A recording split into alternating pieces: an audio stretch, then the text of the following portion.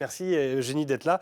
Le moment du coucher, c'est évidemment le moment primordial dans la journée d'un enfant. Ça marque la fin d'une journée longue, parfois riche, parfois animée.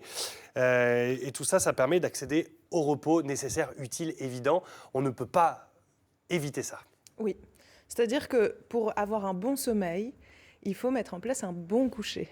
Donc le coucher, c'est un moment important parce que c'est le moment où on va se séparer de l'adulte, se séparer de ses parents, se retrouver tout seul dans une chambre qui est plus ou moins dans l'obscurité.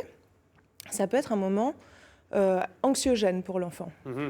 Oui, c'est la peur de se retrouver tout seul, la peur de se retrouver dans le noir, la peur de tout d'un coup passer d'un monde où c'est très animé à le monde du silence, quoi. Oui, donc cette anxiété, elle va varier. Le moment du coucher va être plus ou moins difficile en fonction de l'âge de l'enfant et en fonction de sa sensibilité, de son niveau de conscience en fait. C'est-à-dire qu'un petit enfant, il va avoir du mal à se séparer de l'adulte quand il est tout petit, parce qu'il d'abord il a l'habitude d'être accroché à ses parents, il est totalement dépendant de l'adulte.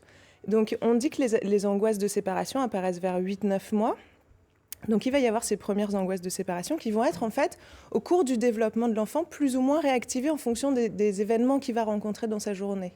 Et puis il va y avoir le tempérament de l'enfant qui vont jouer aussi sur le moment du coucher. C'est-à-dire qu'un enfant plus anxieux va toujours avoir un peu plus de mal à se coucher. Ouais. Un enfant qui a un niveau de conscience un peu plus, un niveau d'éveil un peu plus élevé va avoir plus de mal au moment du coucher parce qu'il a conscience justement de cet état de séparation et que ça peut réveiller ses angoisses de séparation. Un enfant qui est nerveux aussi va avoir besoin qu'on l'accompagne dans le passage à l'état de calme, que son corps se calme aussi. Oui. Donc alors, tout ça, c'est important à prendre en compte. Ça se manifeste comment? C'est des larmes? C'est une activité dont on le couche et puis 30 secondes après, c'est la foire dans le lit?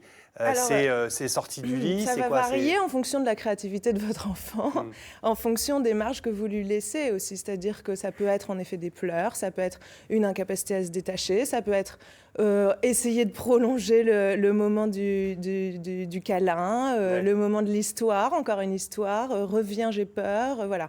Ça va se manifester vraiment par cette difficulté à se séparer, en fait. Et c'est là qu'interviennent les rituels. Qui sont? Alors, les rituels, c'est important. C'est-à-dire une checklist? Une checklist, en quelque sorte. D'abord, c'est important de savoir que le rituel, il va permettre de cadrer l'enfant. Il va permettre de le sécuriser. C'est-à-dire que parce que tous les soirs, je fais la même chose, je sais que ça me permet de savoir que le lendemain matin, c'est toujours la même chose aussi. C'est-à-dire que l'enfant, au moment du coucher, il doit savoir lâcher prise. Il doit accepter qu'il ne sait pas ce qui se passe quand il dort, il ne sait pas ce qui se passe dans la vie des adultes. C'est compliqué pour un enfant d'1 an, 2 ans de comprendre ça. On peut pas... Il ne le comprend pas. Mais il a cette conscience, cette sensation qu'il ne sait pas ce qui se passe. Et parce qu'il est beaucoup plus dans l'imaginaire et qu'il a du mal à faire la différence entre le réel et l'imaginaire, il peut projeter ses fantasmes, ses angoisses, ses peurs dans ce vide total. Donc le cadre que va apporter le parent, ça va être par le biais du rituel. Parce que tous les soirs, on fait les choses dans le même ordre, je sais que le matin, il se passe toujours la même chose aussi et que papa et maman seront encore là demain matin. Le fait d'être cadré, en fait, ça va le permettre de l'apaiser, de le sécuriser. Ça va sécuriser les parents aussi, qui parfois, quand ils se culpabilisent de rentrer tard du travail, voient pas beaucoup leurs enfants, vont avoir du mal aussi à la séparation. Donc, le fait de réduire un peu ou de cadrer justement ce moment du coucher dans le temps, dans un processus, dans une ritualisation particulière, ça va aussi bien contenir les parents que les enfants, en fait. D'accord. L'intérêt de tout ça, c'est de fixer un cadre, encore une fois. Ouais. Donc, c'est quand même le rôle des parents. Ouais. On essaie de faire un environnement calme, on essaie de favoriser un petit peu le calme à l'avance. Ouais. On met en place un environnement affectueux, sécurisant pour réconforter l'enfant, pour l'accompagner vers ce moment où on lui dit qu'il est capable, en fait. On l'accompagne pour lui montrer qu'il est capable de passer une nuit tout seul. On crée des habitudes. Donc il faut qu'on crée des habitudes, il faut qu'on ait confiance en nous, en lui, en sa capacité à rester seul, et on va mettre en place un environnement favorable à cet état de calme, c'est-à-dire que 1 heure avant le coucher, on le prévient, tu sais, on va bientôt aller se coucher. Ouais, tu vas bientôt aller te coucher, comme ça, l'enfant, il ne s'est pas surpris comme ça. On favorise des activités calmes, c'est-à-dire que même si je suis rentrée tard du travail et que je suis super contente de voir mon enfant, je ne vais pas commencer à le chatouiller et le faire courir partout parce que ce ne sera pas un état favorable au repos. Et puis, je vais commencer à ritualiser, c'est-à-dire qu'il sait qu'il va aller aux toilettes, se laver les mains, se brosser les dents, aller dans son lit, peut-être faire un exercice de respiration pour les enfants plus anxieux, pour leur permettre de se calmer dans leur corps. Une histoire, attention aux histoires, c'est-à-dire qu'on définit à l'avance le nombre d'histoires, parce que sinon ça peut être encore une histoire, une histoire. Pas trop de loups dans les histoires. Là, j'ai une question qui est arrivée par texto sur un couple qui n'arrive pas entre minuit et 4 heures du matin. Ils ont passé, ça fait 3-4 jours qu'ils passent à essayer d'endormir l'enfant qui a à peine 1 an. Alors, qu'est-ce que ça peut être? On n'est plus le moment de leur... Est-ce que c'est un réveil dans la nuit? On n'est plus dans la phase du coucher, là. C'est un réveil, oui. C'est un réveil dans la nuit. Ouais. Alors ça, c'est un autre sujet. Le D'accord. prochain sujet, ce sera Bien le prochain sujet sur les troubles du sommeil. Bien Mais joué. là, bon, je la garde sous le coude de la question. La prochaine fois. Et puis ça marche. Mais donc le cadre, c'est-à-dire que la chambre doit être un environnement sécurisant. Et une fois qu'on a mis en place les rituels, attention à ce qu'ils ne s'éternisent pas, parce que finalement, s'ils s'éternisent, ça vient dire quelque chose de la difficulté du parent de se séparer. Les parents qui sont responsables de toute façon. Toujours.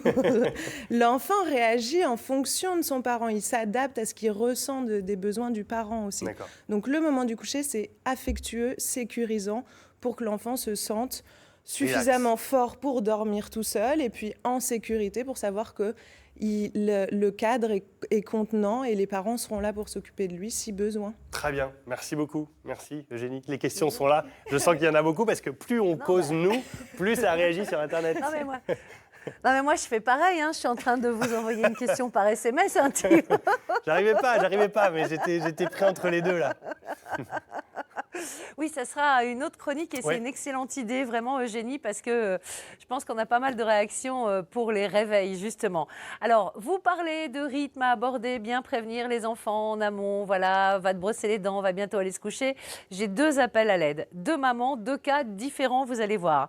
Le premier, c'est Solange, sa petite fille a 2 ans et demi, elle refuse de se mettre au lit. Pourtant, Solange a mis dans son mail, j'ai tout essayé, et sans oublier les musiques enfantines et douces pour l'apaiser, une lecture d'une histoire, des câlins. Le seul moyen que j'ai trouvé depuis qu'elle est venue au monde, c'est qu'elle s'endorme là où elle est. Alors, c'est parfois dans le canapé actuellement, puisqu'elle a 2 ans et demi. Et des fois, quand le sommeil ne vient pas, je la mets dans la voiture, je pars rouler, elle s'endort, et là, je peux la sortir et aller la coucher. Donc, vous voyez, le problème n'est pas évident. Vous connaissez ça aussi. L'autre maman qui a un problème... Voilà. L'autre maman qui a un problème, c'est Dominique. Là, c'est son petit garçon Ludo. Alors, le seul remède qu'elle a trouvé avec Ludo, qui a 5 ans, c'est le cododo. Elle dit, je le mets dans mon lit. C'est le seul moyen que j'ai trouvé pour qu'il s'endorme. Mais à 5 ans, papa et moi, on aimerait bien qu'il ne dorme plus avec nous. Alors, à l'aide, Eugénie. Bon, bah là, ça va être l'objet d'une autre chronique, parce qu'on n'arrivera jamais à répondre à tout ça. Alors, on a 2 enfants qui, donc, n'arrivent pas à s'endormir tout seuls, qui ont besoin de compagnie pour s'endormir tout seuls. Ce qui est justement la problématique principale au moment du sommeil, c'est-à-dire la séparation. Ça veut dire que les enfants vont avoir plus ou moins de besoins, le besoin de l'adulte, besoin de l'autre, et c'est des enfants qui ont des problématiques à se séparer. Donc, ils vont avoir besoin d'être rassurés au niveau de la séparation. Et ensuite, ces angoisses de séparation donc, qui apparaissent au 8e mois vont être activées, je disais, en fonction des événements, mais en fonction aussi des stades de développement de l'enfant. Par exemple, 5 ans, on est a priori en période oedipienne. Venir dormir dans le lit de papa et maman, c'est aussi ne pas leur permettre d'avoir leur vie de couple aussi à eux. Donc tout ça, c'est des choses qui se discutent dans le bureau d'un psy, ça fait du bien. Parfois, c'est 2-3 séances pour permettre avec l'enfant de poser les choses, d'avoir les parents qui sont à l'écoute de l'enfant, des peurs de l'enfant, avec un tiers qui va permettre la communication entre tout le monde et de poser les choses à plat un petit peu. Merci beaucoup Eugénie. Merci Anne-Sophie pour toutes ces questions. Et à mon avis, ça c'est une émission complète. Hein. On va prendre rendez-vous pour je pense qu'on peut faire une émission tout ça. sur le sommeil des petits. Merci beaucoup. Merci.